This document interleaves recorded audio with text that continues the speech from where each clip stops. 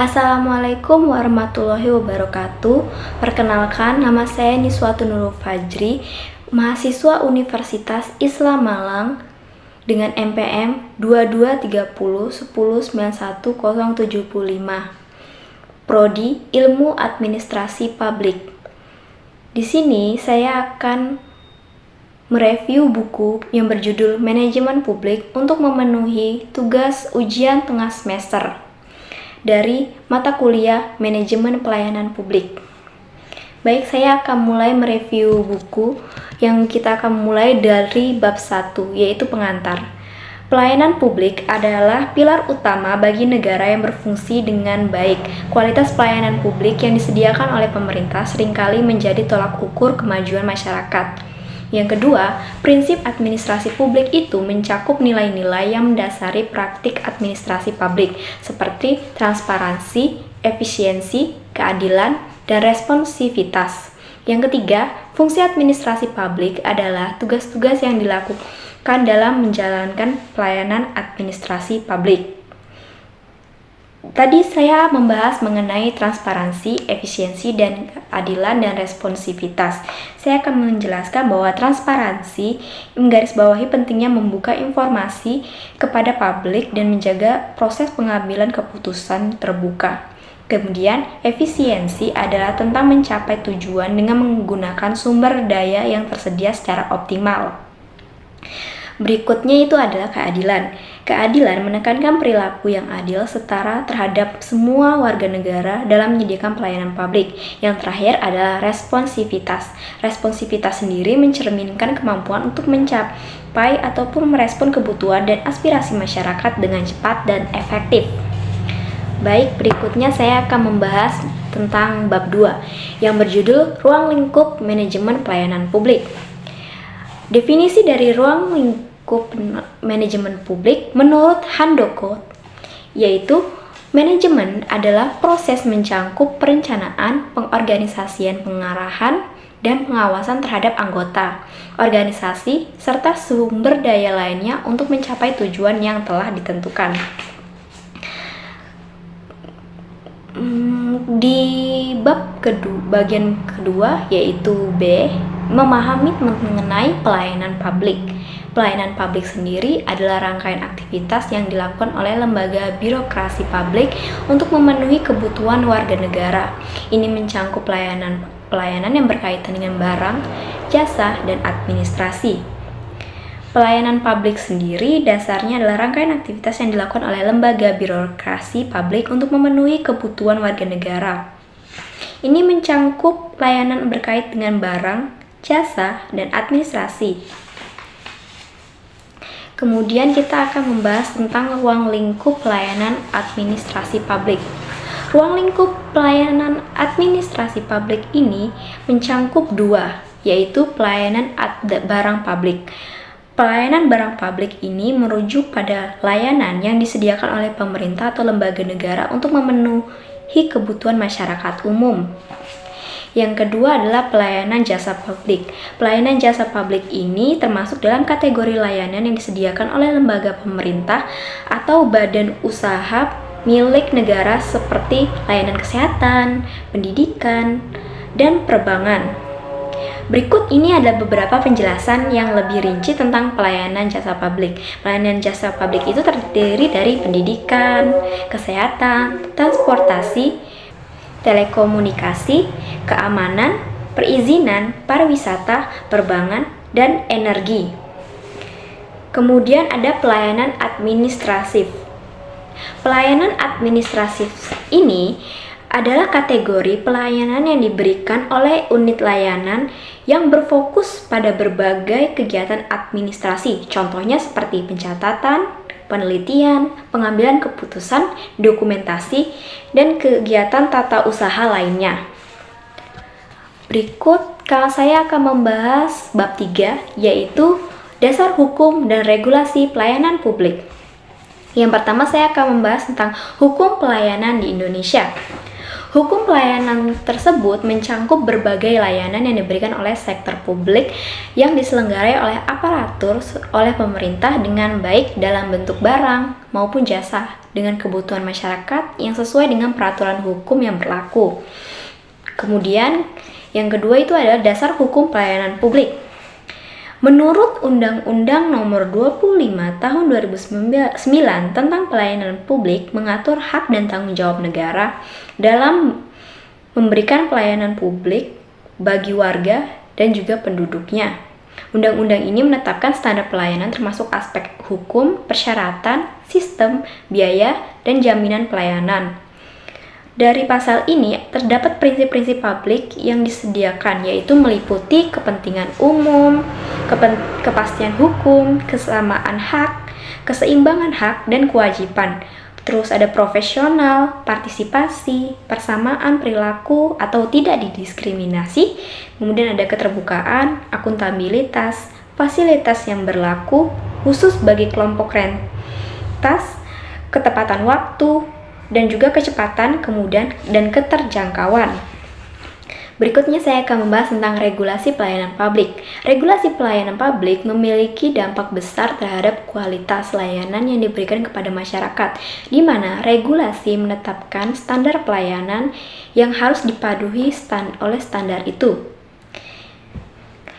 Dari regulasi pelayanan publik ini terdapat beberapa tantangan seperti infrastruktur digital, literasi digital masyarakat, responsivitas birokrasi, efisiensi pelayanan publik, dan transparansi birokrasi. Dari bab 3 kita akan lanjut ke bab 4, yaitu berisi tentang prinsip-prinsip pelayanan publik. Baik, prinsip-prinsip pelayanan publik, kita mulai dengan prinsip pelayanan publik tersebut. Pelayanan publik ini memiliki dampak besar terhadap kualitas layanan yang diberikan kepada masyarakat, di mana regulasi menetapkan standar pelayanan yang harus dipatuhi. Standar ini bertujuan untuk memastikan konsisten dan kepuasan publik terhadap layanan yang diberikan. Kalau untuk beberapa prinsip umum dalam pelayanan publik, ini terdiri dari kesederhanaan, kejelasan, kepastian waktu, akurasi, privasi pengguna, tanggung jawab, kelengkapan saran dan prasarana. Kemudian kita akan lanjut ke kritik terhadap NPM. NPM atau New Public Management merupakan paradigma yang mengusung efisiensi dan efektivitas dalam pelayanan publik, terinspirasi oleh praktik manajemen sektor swasta. Namun, ketika konsep ini mencoba menjangkau konteks-konteks dari negara yang berkembang, ia seringkali berhadapan dengan tantangan yang kompleks. Selain itu, tantangan dalam membangun atau memelihara kerangka hukum regulasi yang kukuh menjadi penghambat utama bagi negara berkembang berjuang dengan kesenjangan antar kerangka hukum yang ada dan praktik regulasi sehari-hari, yang mengakibatkan sistem regulasi yang lemah dan rentan terhadap pengaruh politik. Yang berikutnya saya akan membahas mengenai New Public Service. New Public Service atau yang disingkat NPS adalah konvensi baru dalam administrasi publik yang mencerminkan perubahan paradigma, merencanakan dan mengoperasi organisasi pendekatan atau MPS, menekankan kerjasama partisipasi masyarakat dan memperdaya warga dalam pengelolaan pemerintah. Berikut ini penjelasan kompleks mengenai New Public Service, lebih tepatnya seperti masing-masing aspek dari New Public Service, seperti fokus pada pelayanan publik, kolaborasi dan kerjasama, pemerataan sosial, transparansi pemerintah, inovasi, efisiensi anggaran, daya tangkap, membangun kepercayaan, keberlanjutan, pengembangan keterampilan, dan lain-lain. Yang terakhir, kita akan membahas tentang tantangan dari NPS atau New Public Service. Menurut Ansel and Guest, berikut ini adalah beberapa tantangan dan peluang yang dihadapi dalam pengelolaan New Public Service atau NPS di era digital di masa mendatang, yaitu keamanan cyber, kesenjangan digital, manajemen data, keterlibatan warga, akuntabilitas pelayanan, pengembangan tenaga kerja, inovasi, transparansi akuntabilitas, tata kelola kolaboratif, budaya organisasi. Berikut juga ada beberapa aspek pemerintah menjelaskan tentang kompleks tentang bagaimana NPS harus menghadapi era digital, yaitu ada peluang teknologi, tantangan teknologi, strategi adaptasi, dan mempertahankan prinsip-prinsip dari NPS itu sendiri. Berikutnya kita akan membahas dari bab 5 yang berjudul kualitas pelayanan publik. Saya akan menjelaskan dulu apa itu kualitas pelayanan publik. Oke, pelayanan publik merupakan konsep yang mencangkup berbagai jenis layanan yang disediakan oleh pemerintah untuk memenuhi kebutuhan dan hak-hak masyarakat. Layanan ini dapat berupa barang jasa yang mencangkup berbagai sektor seperti kesehatan, pendidikan, transportasi, dan keamanan. Berikutnya saya akan membahas mengenai dimensi-dimensi kualitas pelayanan publik itu sendiri. Dimensi kualitas pelayanan publik ini terdapat 5 dimensi dari kualitas pelayanan publik tersebut, yaitu bukti fisik, kehandalan, daya tanggap, jaminan, dan empati. Berikut ini ada beberapa metode peneliti. Dari beberapa metode penelitian ini dipaparkan berbagai cara yang dapat digunakan mengenai kualitas pelayanan publik, yaitu survei kepuasan masyarakat atau SKM, indeks kepuasan masyarakat atau IKM, kemudian ada evaluasi kerja, dan pengukuran berbasis tolak ukur. Kemudian ada unsur-unsur kualitas pelayanan publik. Pelayanan publik ini melibatkan berbagai faktor dan unsur yang saling mendukung yang disediakan dan menentukan arah bagian mana yang perlu perbaikan. Contohnya yaitu pertama ada sistem, prosedur, metode, kemudian ada personel, saran dan prasarana, masyarakat sebagai pelanggan, kejelasan informasi, kepuasan penggunaan layanan, dan lain-lain. Dan terakhir ini ada mengenai faktor kualitas pelayanan publik. Menurut penelitian yang dilakukan oleh Zain Nemel dan Berry dalam Tono, terdapat 10 aspek utama yang menjadi penentu kualitas pelayanan publik, yaitu konsistensi dan kepercayaan, responsivitas, kompetitif, aksesibilitas, kesantuan, komunikasi, kredibilitas, keamanan, pemahaman terhadap pelanggan, dan aspek fisik. Baik, berikutnya saya akan membahas tentang bab 6 yang berjudul pelayanan publik. Pelayanan prima. Pelayanan prima ini saya akan membahas tentang definisi dari pelayanan prima itu tersebut terlebih dahulu. Oke, pelayanan prima ini merujuk pada penyediaan layanan yang tidak hanya sangat baik tetapi juga memenuhi atau melampaui standar yang telah ditetapkan oleh instansi yang bertanggung jawab untuk memastikan bahwa setiap aspek layanan dilakukan dengan keunggulan tertinggi dan berorientasi pada kepuasan maksimal dari penggunaan layanan tersebut sendiri. Berikutnya saya akan membahas tentang tujuan dan manfaat pelayanan publik. Salah satu tujuan utama pelayanan prima adalah memberikan layanan yang tidak hanya memenuhi kepuasan masyarakat, tetapi juga mengembangkan kepercayaan terhadap pelayanan yang disediakan. Berbeda dengan fokus dari bisnis, yang mana lebih umumnya mengejar keuntungan finansial. Pendekatan pelayanan prima dalam sektor publik lebih mengutamakan memenuhi kebutuhan masyarakat secara optimal. Dalam konteks pelayanan publik, konsep utama pelayanan prima adalah setiap pelayanan merupakan suatu bentuk pemberdayaan bagi masyarakat yang dilayani. Berikutnya ada konsep dasar pelayanan prima.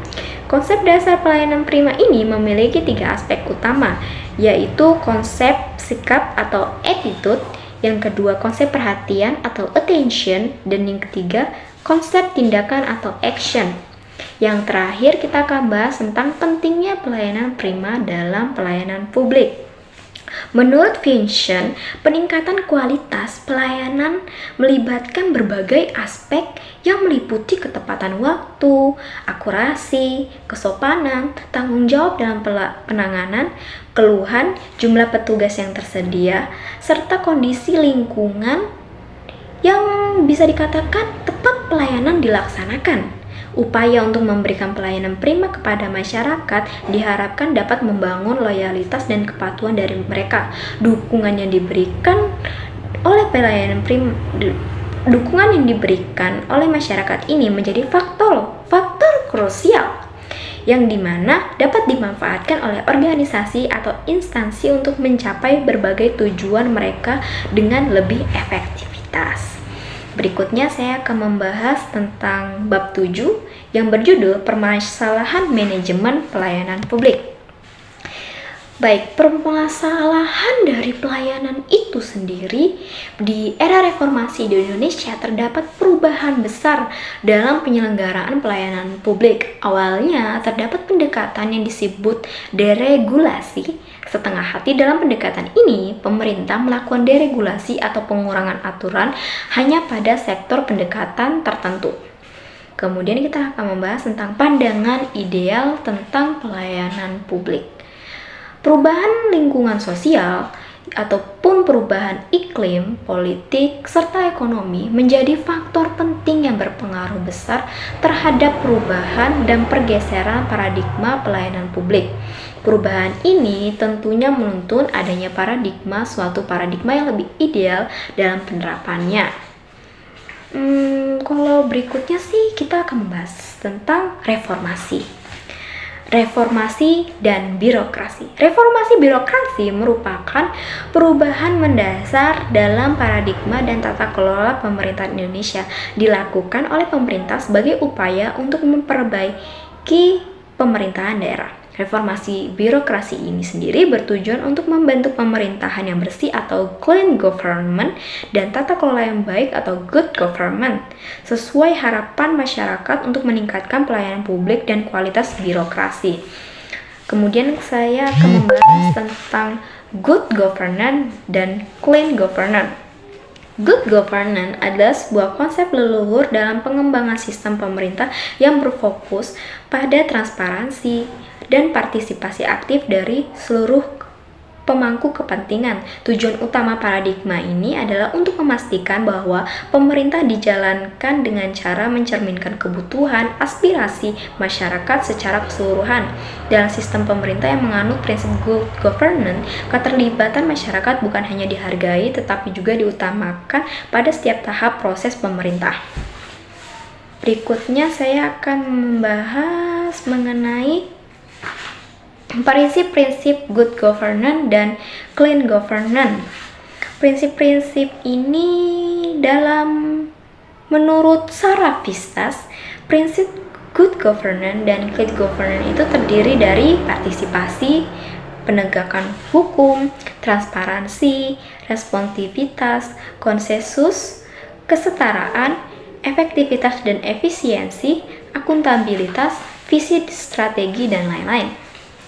Berikutnya saya akan membahas mengenai bab 8 yang berjudul Standar Pelayanan Publik. Saya akan menjelaskan tentang pengertian dari Standar Pelayanan Publik atau SPM. Standar pelayanan publik minimal adalah istilah dalam layanan publik yang mengacu pada kualitas dan kuantitas layanan publik yang disediakan oleh pemerintah sebagai ukuran kepuasan masyarakat. Beberapa sumber menjelaskan bahwa konsep SPM sebagai berikut. Salah satunya menurut pasal 1 ayat 27 Undang-Undang Nomor 23 Tahun 2014 tentang Pemerintahan Daerah, standar pelayanan minimal adalah peraturan yang menetapkan jenis dan kualitas layanan dasar yang merupakan kewajiban pemerintah yang harus diterima oleh warga negara secara minimal. Berikutnya adalah komponen standar pelayanan publik atau SPM. Setidaknya, dalam standar pelayanan publik harus mencangkup beberapa komponen, yaitu tata cara pelayanan yang diatur oleh penyelenggara, batas waktu yang telah ditetapkan, perincian biaya atau tarif, produk layanan yang diberikan sesuai, penyediaan fasilitas, dan menentukan kualifikasi petugas layanan yang harus akurat. Berikutnya saya akan membahas mengenai tujuan dan manfaat standar pelayanan publik atau SPM. Implementasi dalam tahap di mana undang-undang ditetapkan melibatkan kerjasama antara berbagai pihak, organisasi, prosedur, dan teknik untuk mengaktifkan kebijakan dan mencapai tujuan.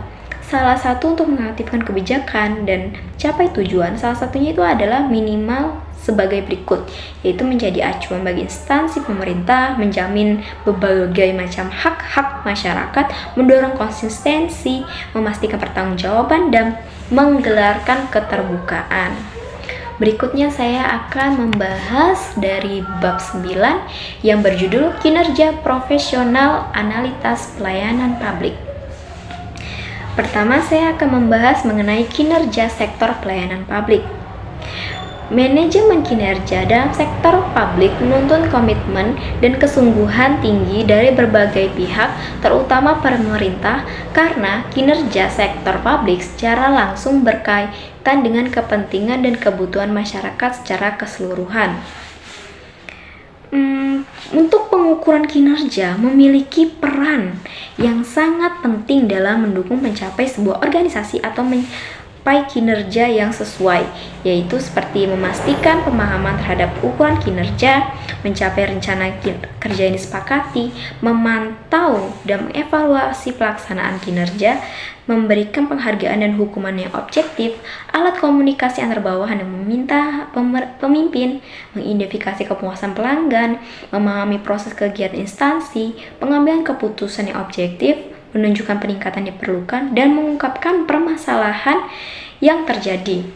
Yang berikutnya kita akan membahas tentang sumber daya yang profesional. Sumber daya yang profesional ini menurut Tan Kilis dan Nogi, 3 aspek yang menunjukkan profesional dalam melaksanakan tugas pelayanan publik, yaitu adalah kreativitas, inovasi, dan responsivitas. Berikutnya adalah kinerja dan kepuasan pelayanan publik. Konsep kepuasan pelanggan mengacu pada perasaan positif atau negatif setelah membandingkan kinerja suatu produk atau layanan dengan harapan yang dimiliki. Berikutnya saya akan membahas mengenai bab 10 yang berjudul Budaya Etik dan Kode Etik dalam Pelayanan Publik. Pertama, saya akan menjelaskan mengenai budaya etika dan kode etik dalam pelayanan publik. Dalam konteks pelayanan, publik etika merujuk pada prinsip moral atau nilai-nilai yang dianggap sebagai standar profesional atau aturan perilaku yang benar yang seharusnya diikuti oleh penyediaan layanan publik. Kode etik ini menggambarkan berbagai tindakan perilaku dan sikap yang diwajibkan atau dihindari oleh mereka yang bekerja dalam pelayanan publik. Yang berikutnya, saya akan membahas mengenai peran etik dalam mewujudkan good governance. Peran etik dalam pelayanan publik sangat mendorong terwujudnya good governance ketika tidak hanya mencangkupi kepatuhan terhadap aturan, tetapi juga membutuhkan komitmen yang kuat. Oleh karena itu, peran etika dalam pelayanan publik sangat penting untuk mendorong terwujudnya good governance, tetapi juga membutuhkan komitmen yang kuat untuk menjaga integritas, transparansi, dan keadilan dalam semua aspek pelanggaran pelayanan publik. Implementasi nilai-nilai etika dalam praktik sehari-hari didukung oleh mekanisme pemantauan dan evaluasi efektivitas yang akan membantu membangun kepercayaan masyarakat terhadap pemerintah dan memastikan bahwa pelayanan publik benar-benar mengabdi kepada kepentingan publik secara optimal. Oke, berikutnya kita akan membahas dari bab 11 yang berjudul transparansi, akuntabilitas, responsibilitas, partisipasi publik, dan integrasi pelayanan publik. Yang pertama saya akan membahas tentang akuntabilitas publik. Akuntabilitas publik adalah fondasi etika yang mendasari administrasi pemerintah. Jenis-jenis elemen dari akuntabilitas ini terdiri dari akuntabilitas politik, akuntabilitas finansial, dan akuntabilitas administrasi. Berikutnya saya akan membahas mengenai partisipasi publik. Partisipasi publik dalam kebijakan pelayanan publik adalah fondasi bagi pemerintah yang berpihak pada rakyat. Ini membangun pemahaman untuk mencapai pelayanan publik yang sesuai. Yang berikutnya kita akan membahas mengenai integrasi pelayanan publik. Partisipasi publik dalam kebijakan pelayanan publik adalah fondasi bagi pemerintah yang berpihak pada rakyat ini untuk membangun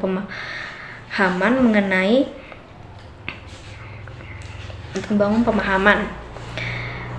Berikutnya saya akan membahas mengenai beberapa prinsip dalam pembentukan perasaan untuk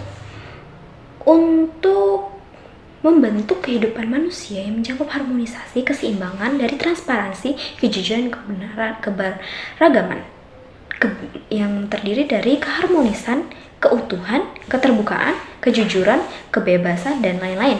Berikutnya saya akan membahas tentang pelayanan publik yang terintegrasi dan berintegrasi juga. Integrasi merupakan komponen kunci dalam menjaga transparansi dan kejujuran dalam pelayanan publik. Integrasi memastikan bahwa pelayanan publik bertindak dengan kejujuran dan berpegang teguh pada prinsip moral, bertindak dengan jujur dalam keputusan yang diambil. Baik, berikutnya saya akan membahas dari bab terakhir dari buku manajemen pelayanan publik ini, yaitu bab 12 yang berjudul Inovasi dalam Pelayanan Publik. Baik, saya sebelumnya akan membahas apa itu inovasi pelayanan publik. Inovasi dalam pelayanan publik merupakan katalis yang mengubah wajah layanan yang disediakan oleh pemerintah. Ini bukan hanya untuk meningkatkan kecepatan, kualitas layanan, tetapi juga transformasi cara pemerintah berinteraksi dengan pelayanan publik. Berikutnya saya akan membahas mengenai klasifikasi mengenai pelayanan publik. Klasifikasi dari pelayanan publik ini menurut Kurakto dapat terdiri dari 4 jenis inovasi dan dalam konteks pelayanan publik sebagai berikut, yaitu penemuan, pengembangan, duplikasi, dan sintesis. Berikutnya saya akan bahas mengenai inovasi nasional. Inovasi nasional merupakan peran penting dalam pengembangan ekonomi nasional. Hal ini menjadi krusial karena inovasi akan menjadi pendorong dari kegiatan industri komersial dalam kegiatan ekonomi. Berikutnya saya akan membahas mengenai inovasi daerah. Inovasi dalam pemerintahan tidak hanya dilakukan oleh pemerintah daerah, namun juga merupakan sebuah hal yang perlu dilakukan oleh semua tingkatan pemerintah, tidak terkecuali pemerintahan daerah. Dan konsepsi ini, maka pemerintah daerah perlu dikiranya mengelola potensi daerah secara maksimal serta perlu dilakukan secara efektif, mengingat inovasi di tingkat daerah mengacu pada sebuah pendekatan normatif dan deskriptif dengan cara memahami perkembangan teknologi yang terjadi di daerah tersebut. Pendekatan yang dibangun menekankan pentingnya daerah sebagai model mencapai tujuan utama di tingkat lokal. Baik, sekian dari review buku yang berjudul Manajemen Pelayanan Publik. Bagi yang penasaran buku yang saya review ini buku apa, saya ini bukunya. Ini buku Manajemen Pelayanan Publik yang saya review untuk tugas ujian tengah semester mata kuliah Manajemen Pelayanan Publik. Baik, sekian dari saya. Terima kasih karena telah menonton. Jika ada kesalahan, baik itu kata, pengucapan, tindakan, atau intonasi dan segalanya, saya mohon maaf yang sebesar-besarnya. Saya akhiri. Wassalamualaikum warahmatullahi wabarakatuh.